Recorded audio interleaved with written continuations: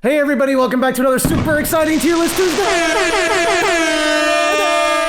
We are back and we're ranking the top 10 characters of the game. We're gonna talk about, like, infantry characters, lone operatives, that kind of good stuff. Yeah, there is one character on here who's technically a monster, but he feels more like a character than a monster. It's more of a vibes thing anyway. Yeah, it's vibes-based. This is a vibes-based tier list. It's a vibes-based channel. But this is a competitive Warhammer 40k channel, so if you're new here, we're going to rank these characters not on their coolness points, although that might factor in. It's mostly going to be about how good they are on the tabletop competitively, and we'll take it within context. So if this character needs to lead a unit to do it, or like have an enhancement to do his thing, we're going to wrap that all in there as well. Absolutely. Context matters for these guys. You can have the most absurd buffs. Zodgrod is not making the list. His buffs are the best in the game. They go on Gretchen. So context matters. Coolness matters. Everything matters. Let's launch right in. The Army Painter is my favorite hobby company in the entire world. My desk is literally full of Army Painter products, and it takes me from being an average painter to putting above tabletop standard models out into the tournament scene.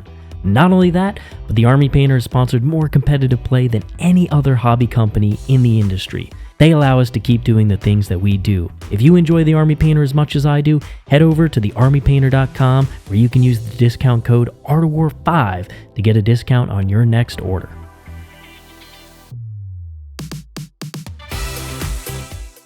All right, so coming in at number 10 is the humble Genestealer Cult Primus. Yeah, so this guy largely is going to be reflected off the back of the enhancement, the chink in their armor, in Host of Ascension. And that dude is ridiculous. That's right. So this is very specific. A Primus in Host of Ascension with the chink in their armor, joined to 20 neophytes, turns little trash firepower into God mode. They have little shotguns, little auto guns. Surely that can't kill Mortarion. Yeah, so basically you just stack combos upon combos upon combos. You get sustained hits and ignores cover for deep striking, then this guy just leading your unit will give you full rerolls to hit, and then his enhancement will give you lethal hits as well. And remember, you already have sustained hits, and then there's a stratagem which you combine for critical hit 5s, and all of a sudden a little shotgun is rerolling hits, auto wounding, and generating more hits on 5s. Yes, and this guy is an integral part of that combo. He gives the unit full rerolls to hit, and this is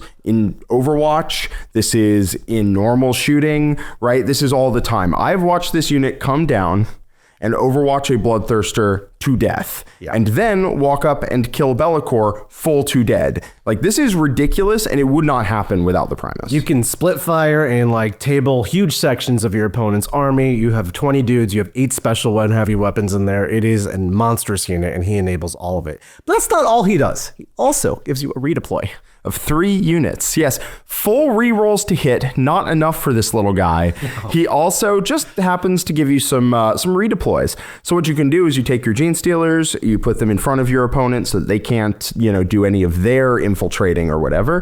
And then before the game starts, you just pull them back to a safer spot. Also in Host of Ascension, you have these 20-man neophyte bricks that love starting in reserve, but you actually do want to deploy stuff so that they can show up later, and because you have to hit your deployment minimum requirements, well, with redeploy, which you get attached to this guy for free, you can deploy as much as you want and then just put him in reserve anyway. Yeah, this dude is crazy. Now, he probably wouldn't make the list if he didn't have access to the enhancement from Host of Ascension, but he does, and context matters, and I promise you, you won't be making that distinction when you get shot by this unit.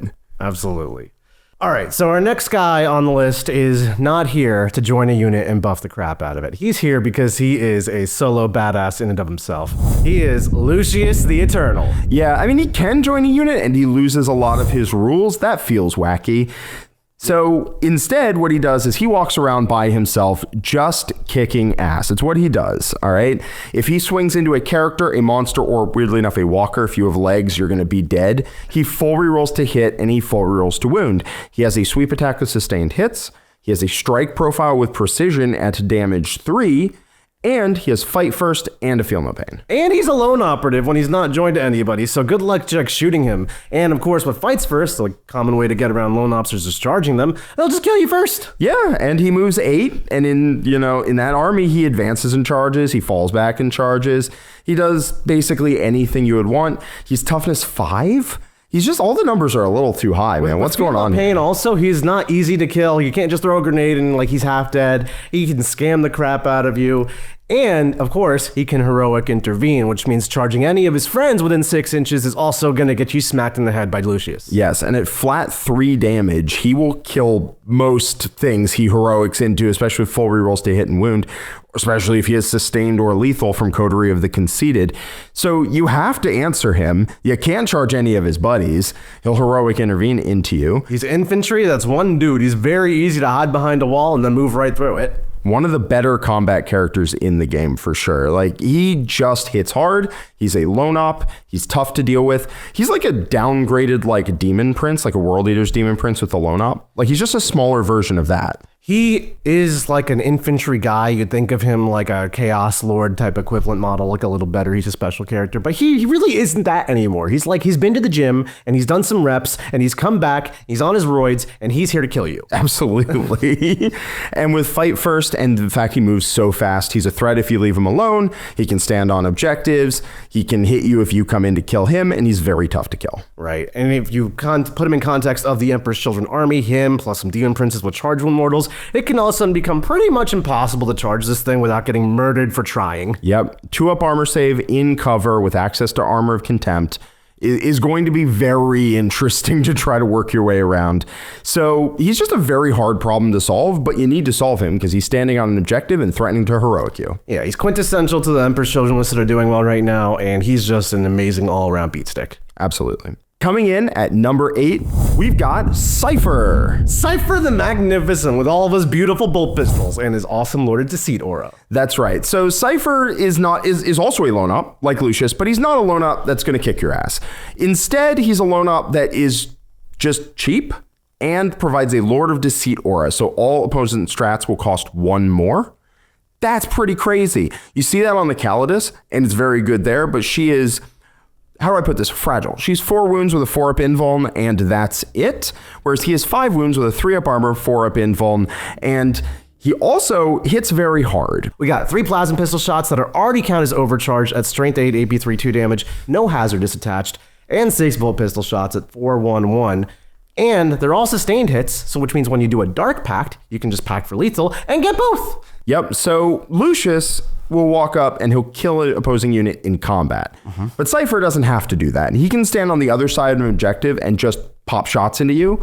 And if needed, he'll go in because his melee profile is exactly the same as his shooting profile. He's also a great support character because if you shoot at any Heretic Astartes unit within 3 inches of Cypher, after you're done, Cypher's just gonna shoot you. Absolutely, and he is a Heretic Astartes unit. Wow, if you shoot Cypher and don't get the job done, guess what? You're getting shot. And with a 3-up armor save in cover, a very scary army behind him, and a 4-up invuln, you very easily might not kill him with the stuff you feel comfortable committing into a cheap infantry character. He's also able to go into transports like Rhino. Cypher loves being on a Rhino. You get an extra 3 inches of movement, you get some good repositioning, you get a nice disembark, or you can just shoot out of the top hatch. He only gets to pick one of his weapons, but you pick the plasma pistol. Yeah. And with sustained lethal and hitting on 2s, that is a nasty profile. Yeah, he's just a great all-around lone up. Lone up's a great rule, and then on top of that, Lord's Deceit's amazing, and his pistols contribute too. He is the full package. All right, coming in at number 7, we've got one of my favorite characters of all time. We have Dante of the Blood Angels. Okay, next 10 minutes is going to be about Dante. Oh, yes. No, it's just buckle up, buckos. We're in for a good one. So Dante is just a really, really very good melee character. He buffs his unit in ways that they really like. He gives them +1 to hit, so they just hit on 2s. He gives them +1 advance, +1 charge. The +1 charge is very nice. +1 advance and charge is very good in Liberator Assault Group, because you are advancing and charging, so it's essentially +2 move. He moves 12 inches. He hits very hard with 8 attacks at strength 8, AP3, damage 2, lethal hits base, and he has a Battle Shock aura at the start of the fight phase. I love Battle Shock auras. This is one that you would include in every single one of your armies if you could. It is at the start of the fight phase, both players, yours, your opponents, whatever. Every enemy unit within 6 inches of him, and he's on a big base, will take a Battle Shock check at -1. That is ridiculous. It's super good, not only in obvious applications, but it's got a lot of subtle ways you can use it too.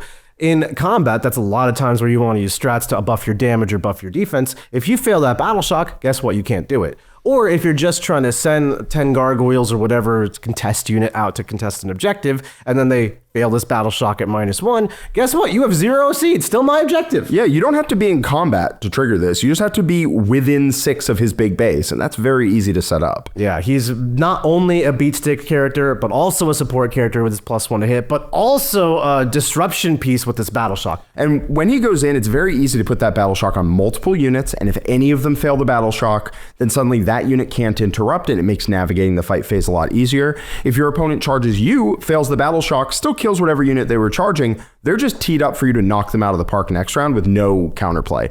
It is very strong.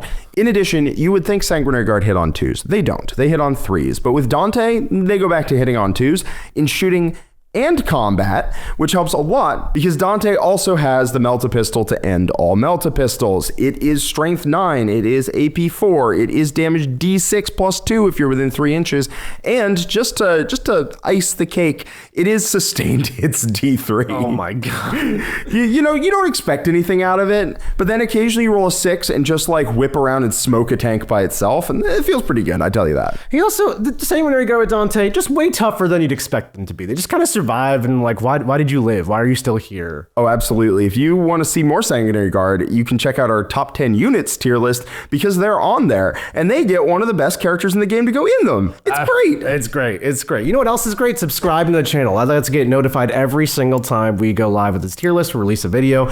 While you're here, like the video, leave a comment letting us know what you think are the top 10 characters in the game. Do you have any characters in your book that you think are better than these 10? Well, you're wrong. No, you're wrong. First off, this is our list. Get out of here. What are you doing? But leave a comment. But leave a comment, please.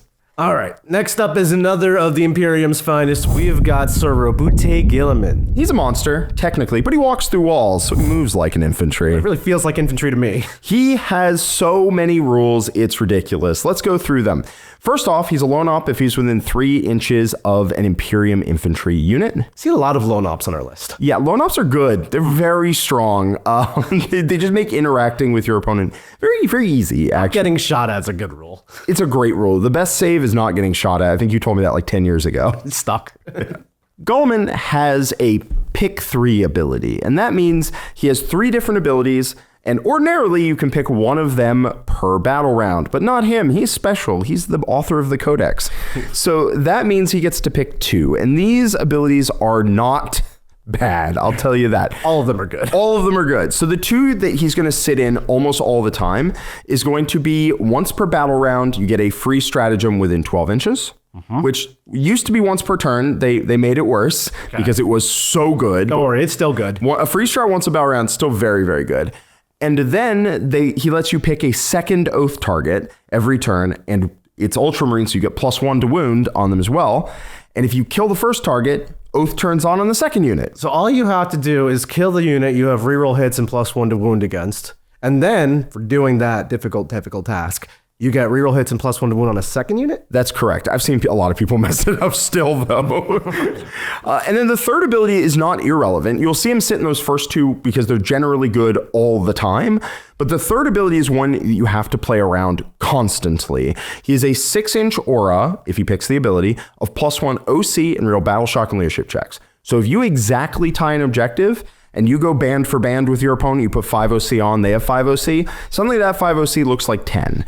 And so you have to put extra models on the objective, and then Guilliman goes, I won't pick the extra OC aura this time. And you're like, great, I threw away 2 units and you didn't even have to pick it. Yeah, it's such a utility strap because of the timing, the ability to just have more OC, doubling the OC in a lot of cases of your units, to really just make it so, oh, this objective is mine, makes it so your opponent won't even try to contest it, or if they do, it's just not even going to work. It just doesn't even work. And they'll give up, the free strat or, double oath 1 turn to score 15 on primary. I promise you that. But he's not done. No, that's just his rules. That's just one of his 3 rules. Oh, God. So he's got that. He's got the lone op, and he stands back up on a 3-up once a game with 6 wounds remaining. So this guy's like super tough to deal with, right? He's 2-up armor. He's like 9 wounds. He's a 10 wounds, toughness 9. 10 wounds, toughness 9. Yep, with a 2-up, 4-up, and he stands back up on a 3-up with more than half his wounds remaining. Access to armor for contempt 2. So you'd think, surely this Primarch doesn't hit hard in combat. No, I think surely Guilliman hits hard in combat. Don't listen to that. He's either 7 attacks at strength 14, AP 4, damage 4, with lethal hits. Damage base. 4, you say? Yes. AP 4, you say? Yes. Strength 14? Yes. Interesting. Yes, he walks up to Canis Rex and introduces him to the Thunderdome. Or he's Only you 14 could give attacks. reroll hits and +1 to wound. It'd be crazy, right? Without having to do anything else, he just points at Canis and goes, I will kill you now. But he also has 14 attacks with devastating wounds at strength 8, AP 3, damage 2, and he has a gun that fires 4 shots at 622 if you're within 15 inches of him. So this guy buffs your army, makes your objectives contestable, gives your army reroll hits and +1 to wound against 2 targets instead of 1, also makes your strat economy better, comes back to life, and kills whatever he wants. Yes. So why isn't he higher on the list? He's 320 points. You pay for what you get. You do pay for what you get. He used to be cheaper, but at least the GW gods had some mercy. Yeah, he used to be under 300, I think, but he only got one of his pick 3, so, c'est la vie. They couldn't just make him cost more, they had to buff him too. If you're running Ultramarines, you are running either him or the next entry on our list, or possibly both. That's right. Number 5, Calgar. Marnie's Calgar. What a guy. So he is not just a solo man. He comes with his 2 little friends and family, the Vitrix Guard. And they combine to make this little super unit which can still join more units. And they're so hard to kill, and they're so good. You can join a variety of very tough to deal with units. You can join company heroes if you want a cheaper unit that's -1 to wound. You can join aggressors if you want a very big unit. He can join Blade Guard even. He's not bad there. Gets reroll 1s to hit from them, and they're quite tough to deal with the invuln. So he can join whatever the heck he feels like. Yeah. And he comes with his 2 little homies, which means that it becomes a super unit very, very quick. We have 2 models with 2 up armor, 4 up invulns, 3 wounds each. Joined to another unit that's already tough to kill, usually Gravis, Blade Guard, or for company heroes. Pick your choice. And then, not only that, but the Vitrix Guard give Marnius Calgar 4 up Feel No Pain. Which, of course, you can't really tank on Marnius Calgar generally because he's leading the unit, but against any precision weapons that come your way, you're just going to shut that right down. And if you're playing against a unit that has immense damage output that kind of goes through the whole thing in one activation, well, he's still going to get 4 up Feel No Pain even when you get to him. It is very annoying to try to kill Calgar, and we'll get to in a second why you'll want to do that. There's an interaction. If he's leading a unit, you cannot put attacks on him. But if he's not leading a unit and he just has his 2 Victrix Guard, yes, you can. So what happens is you kill the unit, and then you kill 1 of the 2 Victrix Guard, and then they start putting wounds on Calgar. And the reason they will do that is because, as you said, he has a 4 up Feel No Pain. And so that means he doesn't have 6 wounds, he has 12 functionally, and that is where damage goes to die. Yeah, if you ever played against the 4 up Feel No Pain or played with a 4 up Feel No Pain, you know that 4s be fickle, and you know that, 6 wounds might as well say 30. They will pass a lot. They will pass exactly as many 4-ups as is required to keep Calgar alive every single time. Now, here's why that's a bad thing. First off, his Vitrix Guard are 5 attacks on 2s at 522. That doesn't mess around, but he messes around substantially less. He has 6 attacks at 833 with Twin Linked. Oh. So Twin Linked, especially in any detachment like the Gladius that can give him Lance, it just means he will start punching vehicles out just left, right, and center. Don't forget you're playing Ultramarines because Marnie's Calgar's an Ultramarine, which means you get +1 to wound from Oath. Absolutely. So if he goes into like maybe the second Oath target, he goes in and he starts just clocking people with roundhouses, just like bow, bow. All right. That's what he does in combat, but also he buffs his unit and the army. He gives you a CP in your command phase, right, which is great. It's an amazing timing. You can spend that on anything. Mm-hmm. And he also gives his unit fall back, advance, shoot, and charge. So now I have a super unit with this really badass character, 2 Vitrix Guards, 6 Eradicators, Aggressors, Blade Guard, or Company Heroes. Take your poison. And they fall back, shoot, advance, and charge. And there's a larger unit, and they're all very good at combat now because he's Vitrix Guard and Calgar. Yes.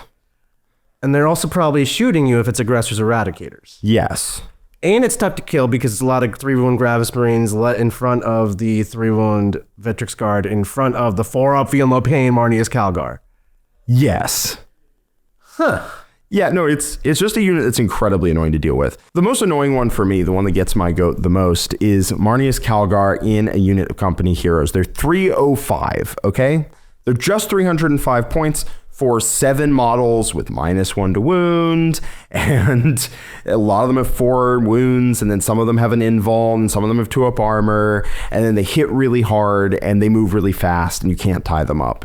Super annoying unit, very, very good, and then it also gives you a free CP every turn. Yeah, Calgar is an absolute beast of a data sheet, and then joined to whatever the units you want to join him to makes that a super Death Star Space Marine unit that does everything, and that's really, really strong. It is. I mean, Calgar is one of the best characters in the game, but he's not the best.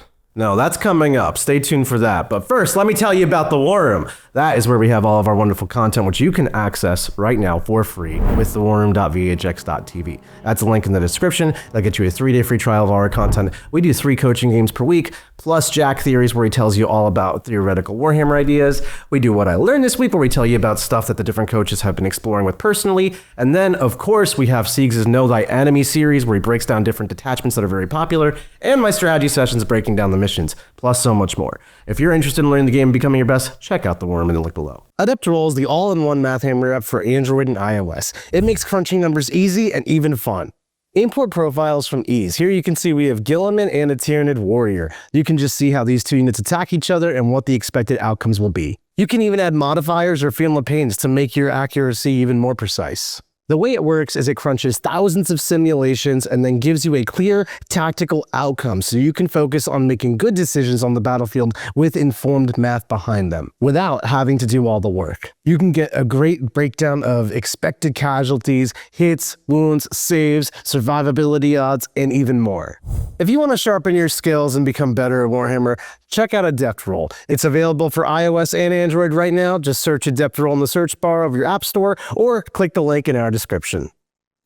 All right, next up, number 4, Lycus. Spider Mom, she can do anything a Spider Mom can. Yeah, so we've been playing a lot with Lycus recently, actually, and she does some gross stuff. She's pretty fast. She's very fast.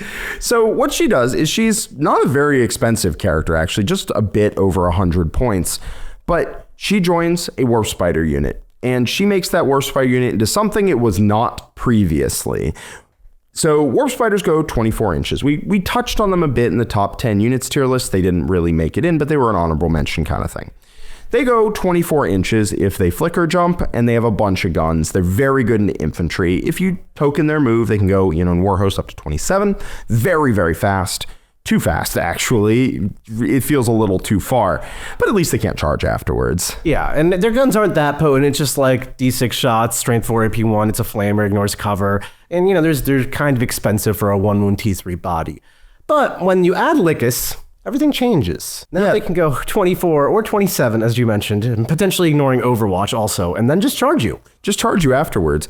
I know what you're saying. I'm not that scared of a Warp Spider charging me, but you should be. It's not the Warp Spiders. They're just bodyguards for what is Lycus and the Exarch charging you. So Lycus has 10 attacks, 5 of which are Strength 6, AP2, 2 damage, all lethal hits. And then 5 of them are Strength 4, AP2, 1 damage, also lethal hits. The Exarch with twin power blades has 10 more attacks at Strength 4, AP2, 1 damage, and they're twin linked, also lethal hits. So we have 20 attacks at mostly AP2. I've been playing her the entire weekend as Strength 5. Why are you so bad? I don't know. I was like, no, she's not Strength 6, she's Strength 5. So that gives you a unit with 20 attacks, all at AP2, all at lethal hits, 10 of which are twin linked, that can actually mess up most things in the game, especially when you combine it with her ability. You know what her ability is, Jack? Oh, I do. I've played a little bit with her, and if she shoots you with her gun, which is fairly potent, actually, by the way, if she shoots you with her gun, the entire army gets critical hits 5s into whatever target she shot for the remainder of the turn. So you could charge with 5 spiders and Lycus, and then every 20 attacks, 10 of which are twin linked at AP2, now lethal 5s. Yep, and then you have a flip in combat too, so you can make sure that one of her misses, if she does miss, turns into a lethal, and if she doesn't miss, you can make one of her wounds turn into a wound. Yeah, so as a little missile package, this thing can just go 24 inches or further, or ignore Overwatch, and then shoot something, and then charge, and at this point, you're probably going to charge and kill a tank, like an Armiger is going to go top to bottom dead, or you can buff your army with crit 5s. Yes, so if you really need to kill one very tough thing, she shoots it, your army just cranks it out of existence. You can give your army, sustained or lethal in a variety of ways. Swooping Hawks have it natively. They have lethal. There's a lot of strats to get sustained or lethal, so you can just blast your opponent out of existence. I've used that into things like Wraiths that are normally very hard for Eldar to kill, but with sustained 5 fire dragons, they are significantly easier to deal with. Also, her Flamer doesn't do nothing, for the record. Yeah. It's D6 plus 3 shots at strength 6, AP 2, damage 1, ignores cover, twin linked. Yeah. So she shoots at a vehicle, a rhino or whatever. She does like 3 damage. Her squad shoots, does like 1. Then you charge in and you just kill it with lethal 5s. I have had her reliably top to bottom like bloat drones. I've had her top to bottom a predator. I've had this unit fly 24 inches, 4 flamers go at 10 crew. Okay, they're gone. Lickus goes at a tank. Okay, we did a couple damage with the gun. Now we got crit 5s going. Unit charge in. Let's finish off that tank. Or, of course, you could, if you're shooting at night, make your whole army crit 5s against this knight. Yes, she is the home objective taker 9000. That's her official title. It's her official title. I love her so much. I know, Jack. Because here's the thing. Her stats on her face aren't they're not the same as Calgar, right? Calgar is a big beefy wall of a guy who hits very, very hard. Lycus hits harder than she reasonably should, and her shooting and her Overwatch threat are very real. But the thing is, she doesn't move 6. She moves 27 and charges. The lengths that you can go, your home objective is just never safe at all. She'll kill whatever nonsense you put back there to hold it every single time, by the way. She'll kill a tank that you put back there to hold it. Yes. She will, which people are shocked by the way. I'm like, yeah, go in, lethal 5s, pick up the tank. They're like, I really didn't think this was how this was going to go. Yeah. They were like, I was really worried about Lucas, so I put this tank on my home field. I was like, okay, that didn't stop it. A dead tank, I guess. 2 for her. Yeah, no. We have a saying here at Art of War that movement wins games, and this lady moves. Spider-Man moves places. She moves so unbelievably fast. You can have her staged in your deployment zone and take your opponent's home objective on a 2-inch charge. And that is incredible for Eldar because your opponent does not want to leave stuff back. They want to send more stuff forward because you're shooting them with, your units that are getting out, getting back in. We'll touch on that later. You're shooting them with that stuff. They want to go forward. They don't want to leave their army back. But if they go forward at all, suddenly Lycus takes her home objective and it's hers forever. Yeah. She's also tough to kill. She has a 2-up armor save, 4-up invuln. If you shoot her and you don't kill her, she moves. If you fall back from her, she moves. She's very annoying to deal with. Yeah. She's not in here for her raw power, although she does pack quite a punch. She is in here for the ultimate utility package and, of course, home objective taker 9000. Of course. But someone who is in there for their raw damage potential is number 3, one of my favorite characters, Karn the Betrayer. Perhaps he's only here for his raw damage potential. Oh, your opponent will wish he was only there for his raw damage potential, but he's got that in spades. Let's touch on that first. You tell me about that. So in Berserker Warband, he's going in with 9 attacks at strength 9, AP 2, damage 3, and he gives his unit reroll 1s to hit and 1s to wound, including himself in melee. That is a ridiculous damage output because he can have dev wounds against infantry very easily, sustained hits all the time, lethal hits if you don't have the dev wounds, right? So he'll be 9 attacks, re-rolling, sustained lethal with reroll 1s to wound at strength 9, AP 3 if you want for a CP, damage 3. That dude clean clocks units out of existence by himself. Yeah. But he also has a unit behind him. Right. The 10 Berserkers he's joining also just pump out a ton of attacks and do tons of damage. And between the two of them, they can bring down much heavier targets than you'd expect. Vehicles galore just be dying. They can kill basically any number of infantry you put in front of them. Yes, that's basically it. You cannot be durable enough to where this unit will not just kill you. Wraiths with a Technomancer should die is the point where we're at. Right. And then, of course, he's a character himself, so he can do things like precision out of Technomancer or anything. And then also kill 3 Wraiths when he's done. Yeah, it's pretty reasonable that I go in and I swing Karn and I kill most of their unit. And they're like, all right, I'm going to hit you back. I'm like, that was one model. Yeah. Let's calm down. Yeah. But he also does a bunch of other stuff. And this other stuff is very interesting with what World Leaders do. So he stands back up as well. That's very good. On a 2-up with 3 wounds remaining, which is more than half, crucially. He also, very funnily enough, kills one of your own models if you are like on the board and didn't charge. Like Karn kills on a leadership check or something. I don't know. It never happens because he's either in a rhino or in your opponent's army or dead. Those are his 3 states. But he hits incredibly hard. But his unit has a blood surge, which you can make flat 8. So shooting the unit to death, very hard to do. The unit can sticky an objective when it dies on it. So if you stay really far away and shoot, the unit then stickies the objective and then he stands back up. In addition, the army can have 4-up fight on death, which he can die, fight, kill a unit. Because did you hear the melee profile I just read you? Yeah, I did hear it. Yeah. And then he stands back up after fighting on death and then runs out and charges something else. Yeah, this guy is an absolute murder machine. If Lucius went to the gym, Karn owns the gym. That's right. Karn lives in the gym. The gym is now his home. He sleeps on the mats. He doesn't have a place. He's basically a case study in how far can you get with just raw damage potential. And then him standing back up while actually maybe fighting on death before that, sticking the objective he was on, keeping your opponent very far away because of the blood surge move. And then he just holds the objective. Then he just walks forward and kills like another tank. Yeah, he's an absolute murder machine, and there's something to be said about just being cheap and hits that hard. Yes, absolutely. And he makes his unit hit so much harder. I played 2 Khorne Berserker units to an event. One had Karn, one had a Master of Executions, and I will tell you they were not the same unit. No. They were just... The one was way worse than the other. Karn was the best. Don't forget, standing back up has a lot of utility too. Not only does this man murder your face, but he can be used to hold objectives, be used to like continue attacks against armies that are monophase like Tau. He can really just be a game changer. Yeah, and he doesn't just like get to stand up against monophase armies. Because his unit has a flat 8-inch blood surge if you spend a CP, your opponent cannot close to get a charge on him. He's in the center of the unit. So if you wipe the unit after they could blood surge or whatever, and you stay out of that, then it's like a 10-inch charge into him on the objective. And so a lot of the times, even against multi-phase armies, you go right into their expansion objective, clean everything off of it, and then they sweep the objective clear, but they have to stay really far away. Then you own the objective, you sticky it on death, Karn stands back up, walks forward and kills something else. And you just like win the game on the spot if you do that. That's such a brutal interaction that's so hard to play around. He kind of enables all of it. Another interaction that is incredibly hard to play around is the Sanguinor. Oh my God. Just screw this guy. I'm not a Blood Angel player, don't want to be, but this guy makes me want to be. He's so cool. He is incredibly cool. He's the best part of my Angelic Inheritors list. He does ridiculous like game breaking things. So in Liberator Assault Group, he loves rolling a bunch of 1s. So in Angelic Inheritors, he gets reroll 1s to hit and wound. And on a melee profile with 8 attacks at strength 6, AP 3, damage 2, devastating wounds. That's really good. It's really good. He'll Ones carve are like units all apart. the things he misses on. Exactly.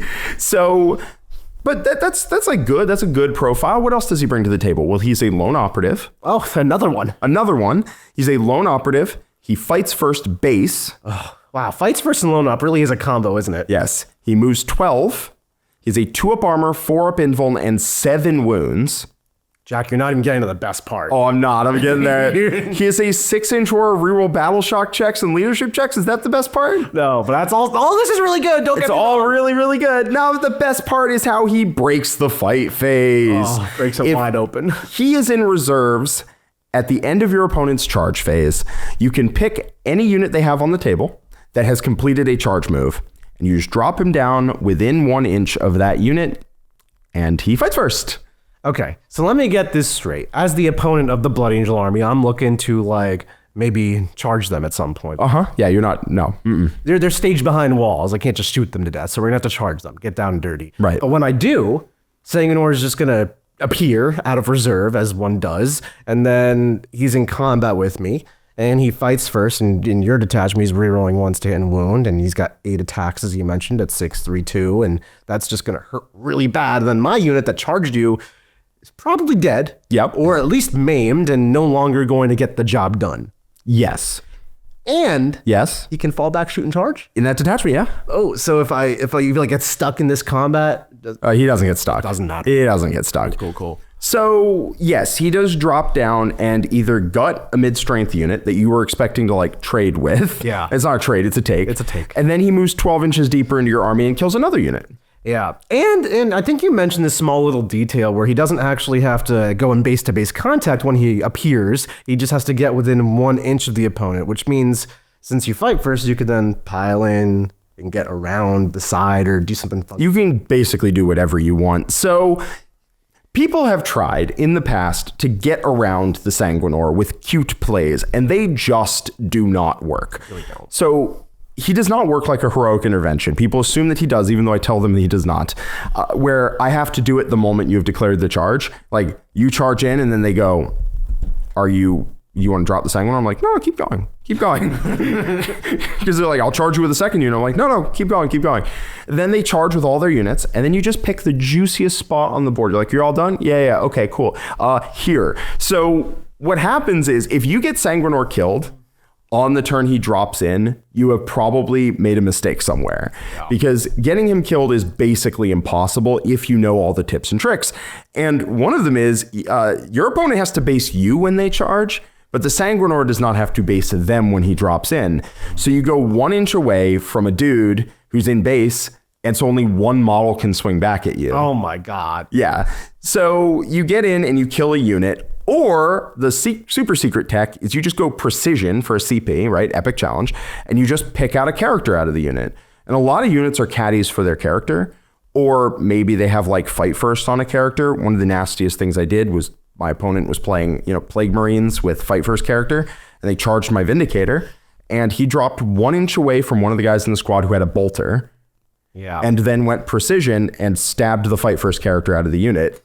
Oh, so then you were able to just like murder this unit next. Dante rolled in, picked up the entire squad. He fell back and went and killed a vehicle on the objective. And that's kind of how that one wrapped up. If your opponent makes a charge within like 20 inches of their home objective is your home objective now, because you drop the Sanguinor in at the tail end of the unit, you kill their unit, so they just lose a unit for free. That was fun.